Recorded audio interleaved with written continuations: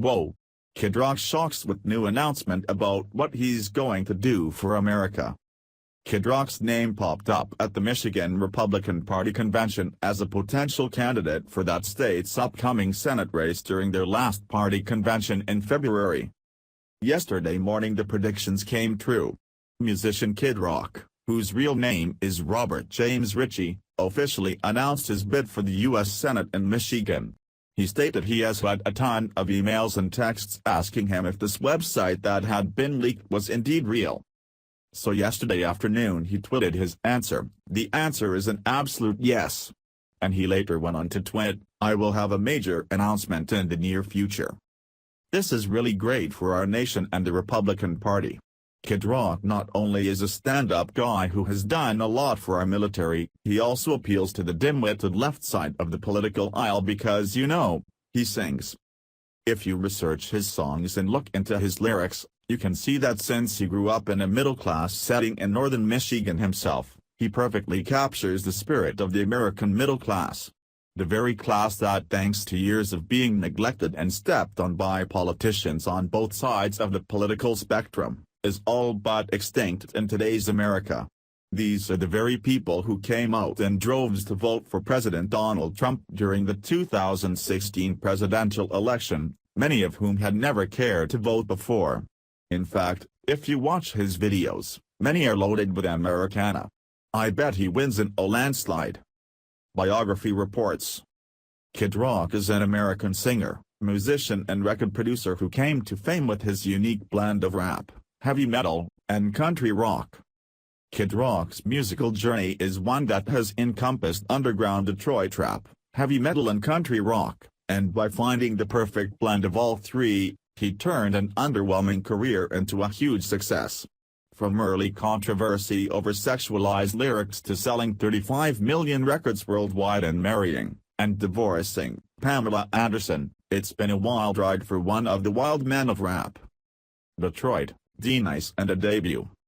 Kid Rock was born Robert James Ritchie on January 17, 1971, in Romeo, Michigan, a small rural town north of the Detroit metro area. His father was a car dealer who owned a 6-acre orchard where the young Ritchie would work along with his 3 siblings. He became interested in hip-hop in the 1980s, joining a breakdance crew and teaching himself to rap and DJ. From there he began performing at local parties as part of a rap group called the Beast Crew and met D-Nice, a member of KRS-One's Boogie Down Productions. This led to an opening slot at a BDP concert, and D-Nice, who was signed to Jive Records, helped Kid Rock land a deal with the same label. Heavily influenced by the Beastie Boys and their classic License to Ill, Kid Rock's debut, Grits Sandwiches for Breakfast, was released in 1990. Rolling Stone would later include it in a list of 20 terrible debut albums by great artists, criticizing it for being so insistently generic. It's like he tossed everything current about hip-hop in 1990 into a giant colander and sifted out all the individuality. With production from Too Short and D-Nice, it achieved notoriety when an uncensored version of the album's single Yodelin' in the Valley, a paean to oral sex, was played on a college radio station, leading to an FCC fine. Rock was released from his contract by Jive shortly afterwards.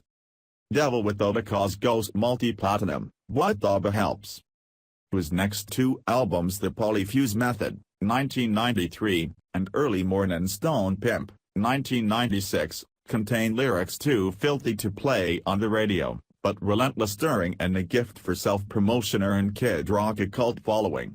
He'd also started to lean more heavily on country and rock in his samples, and decided to form his own band, Twisted Brown Trucker. He then signed to Atlantic Records, and in 1998 his 4th album, Devil Without a Cause, sold over 14 million copies in the wake of his breakthrough single, But Daba. We got such a diverse record, Rock told an interviewer on its release. I'm kicking old school rap songs and then I do a metal thing. He started to open tours, and his Woodstock 1999 performance gave him even more exposure. Despite his 10 years as an artist, he was nominated for the Best New Artist Award at the Grammys in 2000, one of 2 nominations he failed to win that year. His band member Joseph "Josie" Kalea died in his sleep in 2000. He had suffered most of his life from celiac disease, but Rock was able to keep the momentum going after a slow start on 2001's Cocky, thanks in large part to the crossover country ballad Picture, which featured Sheryl Crow. The album featured more ballads than Devil Without a Cause, signaling another slight shift in sound.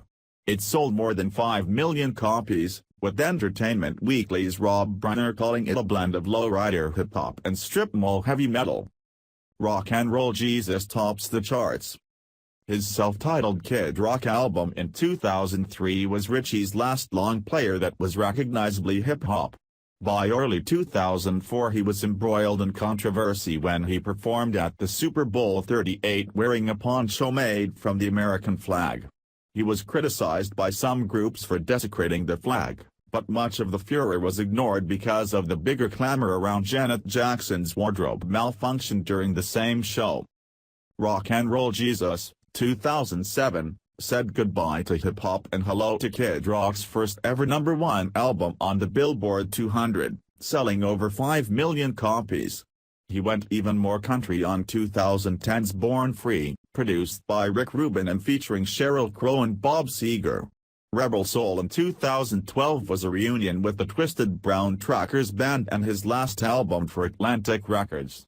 His most recent release, First Kiss, came out on Warner Brothers Records in February 2015. Pamela Anderson, Legal Troubles, and Politics. Kid Rock's personal life has overshadowed his career at times. He began dating the former Baywatch actress Pamela Anderson in 2001. They became engaged in April 2002, ended their relationship in 2003, then reunited and married in July of 2006. 4 months later both he and Anderson filed for divorce. As for Kid Rock's legal troubles, he had been charged with assaulting a DJ in a strip club in 2005. 2 years later, he was arrested with 5 members of his entourage outside a Waffle House in Atlanta after getting into a scuffle with a male customer. Rock was taken into custody on a misdemeanor charge of simple battery and was released that afternoon. This came only a month after he had brawled with the Mötley Crüe drummer Tommy Lee, Pamela Anderson's other ex-husband, at the 2007 Video Music Awards. Lee later referred to Rock as a jealous country bumpkin. Rock has also clashed with animal rights activists over his love of hunting and was a vocal supporter of Donald Trump in the 2017 presidential election. He still lives in Michigan, and is now a grandfather. His grown-up son, Robert James Ritchie Jr., whose mother is Rock's ex-girlfriend Kelly South Russell, has a daughter, Sky, born in 2014. I have been saying this very thing for years. Take my home state of California for example. The only way we Republicans here can beat the ruthless California Democrat machine and their friends in the media is by running some kind of celebrity. We have an election for governor coming up where that pervert Lieutenant Governor Gavin Newsom, who is being challenged by a bunch of duds from the Republican Party, is a shoo-in to get at least 60% of the vote. Unless we can manage to get the celebrity to run. Calling, Rob Lowe, Gary Sinise or Tom Selleck. Please help us save our dying state like Chris Rock is trying to help Michigan.